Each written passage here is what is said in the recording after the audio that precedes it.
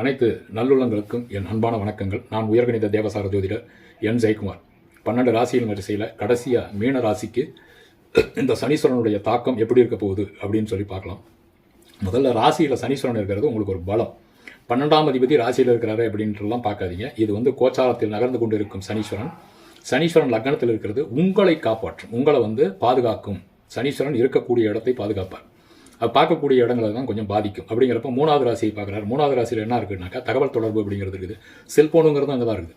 தகவல் தொடர்பு, இளைய சகோதரன் மூலியமாக வரக்கூடிய நன்மைகள் தீமைகள் எல்லாமே அதில் தான் இருக்குது. அடுத்ததாக நகர்ந்து கொண்டே வேலை பார்ப்பவர்கள் அப்படிங்கிறதும், இந்த கொரியர் சர்வீஸ் எல்லாமே 3வது ராசியில் தான் இருக்குது. MBA படிச்சுட்டு மார்க்கெட்டிங் பண்ணுறவங்க, இந்த மாதிரியான வேலைகள், தைரிய வீரியஸ்தானம் அப்படின்னு சொல்லக்கூடிய இந்த இடத்திற்கு பாதிப்புகள் உண்டு, நிச்சயமாக உண்டு. ஏதோ சின்ன சின்ன பிரச்சனைகளை பண்ணிகிட்டே தான் இருக்கும். அடுத்ததாக 7ஆம் பாவத்தை சனீஸ்வரன் பார்க்கறதுனால பார்ட்னர்ஷிப்புங்கிறதும், கணவன் மனைவி உறவு அப்படிங்கிறதும், சுயதொழில் அப்படிங்கிறதும், பொதுஜன தொடர்பு அப்படிங்கிறதும். பொதுஜன தொடர்பு 7வது ராசியின் மூலியமாகத்தான் கிடைக்கும். யாராவது ஒருத்தரை நீங்கள் சந்திக்கிறீங்க அப்படின்னாக்கா 7வது ராசியின் மூலியமாகத்தான் உங்களுக்கு அறிமுகமே ஆகும். இந்த மாதிரி விஷயங்களையும் பின்னடைவுகளை ஏற்படுத்தும், பிரச்சனைகளை ஏற்படுத்தும்.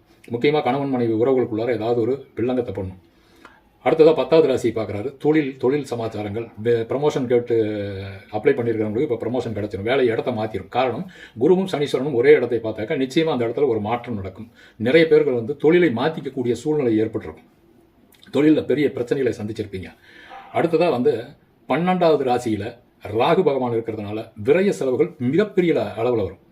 ஒரு சின்னதாக கைடாக பண்ணியிருப்பீங்க, அது பெரிய அளவில் கொண்டு போய்விடும். உறக்கமில்லாத தன்மையை ஏற்படுத்தும். ஆகையினால இந்த மாதிரியான பிரச்சனைகளிலிருந்து நீங்கள் விடுபட என்ன பண்ணணும் அப்படின்னாக்கா, பிள்ளையார்பட்டி விநாயகரை நீங்கள் வணங்குவது ரொம்ப ரொம்ப ரொம்ப ரொம்ப நல்லது.